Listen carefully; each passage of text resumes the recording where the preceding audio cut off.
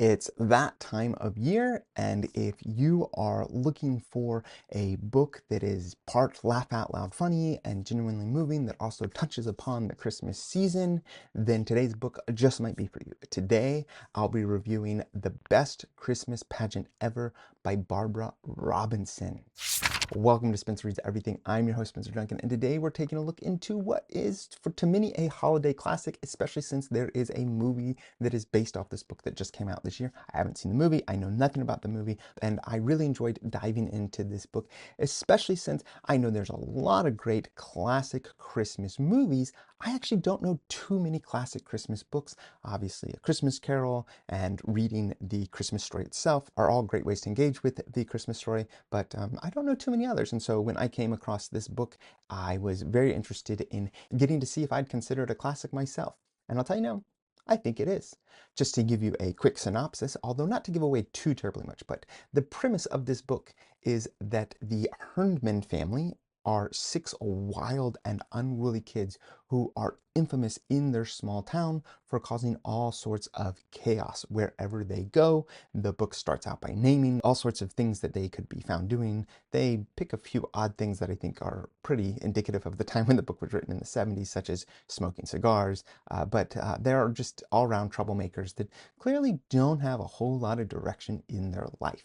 And so when, due to a misunderstanding about getting treats and what kinds of things you might experience at Sunday school, the Herdman family unexpectedly show up at church, and one thing leads to another. They are going to end up taking over, at least playing a very large part in the annual Christmas pageant, which in this town is a very big deal. And so to have these individuals that really just don't understand the Christmas story very well, and as I've already said, are a bit chaotic, are really going to test the patience of the town. But I will say that it has some very funny moments, and it is definitely meant to draw you in through not just their antics, but to see their curiosity, to see them asking questions, to see them pointing out the fact that they don't fully understand the Christmas story, and to have people be a little more reflective about why things may have happened the way they did.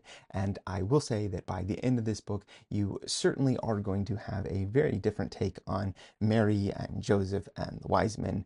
And I will also say that there are certainly the heartwarming moments in this book that make it worth a read. Obviously, the Herdmans are quite funny themselves. They are outrageous in the best possible way, but also I think that the narrator, who is a mother of some children that go to the same school as the Herdmans, and she is actually the one that is going to end up taking over the directing the pageant, and so that is going to be why she's the one narrating it. She also just has a funny way of saying things, and to her observation of the way things are being done, I think, is one of the things that makes this a really appealing book, in addition to the things that the Herdmans themselves are doing.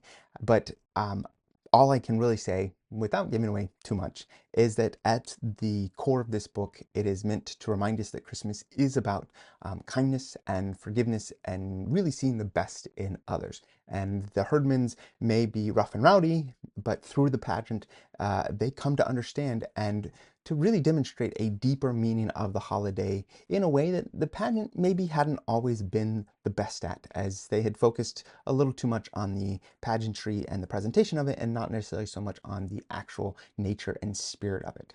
So I would say, whether you're reading this as a child, a parent, or someone that is looking to recapture a bit of holiday magic, there's something here for you. And I do agree that I think it is certainly a Christmas classic, and I will probably read it, maybe not every year, but I will definitely read it again in the coming years. It's funny enough to keep kids entertained, and I would say that the themes of redemption and generosity really resonate on a deeper level for anyone, myself included. Who isn't this book for? Well, it's a short read. It's not going to be the most challenging piece of literature, and maybe if you're not particularly interested in the clearly Christian elements of this book, maybe it's not for you. But even even if you're not interested in the Christian elements, you could appreciate the telling of this town's story at an important time of year for them.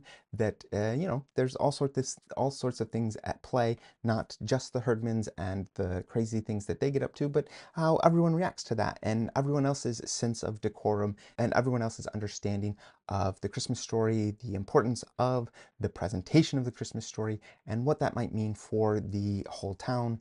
And I think that that's something that makes this certainly worth reading. But I don't know, maybe you don't care for those things. But I would love to hear what you guys have to say about this book. I certainly look forward to watching the movie when I get a chance. Please let me know what you thought about this book in particular, or any other classics for reading that you might want to recommend. Please let me know in the comments.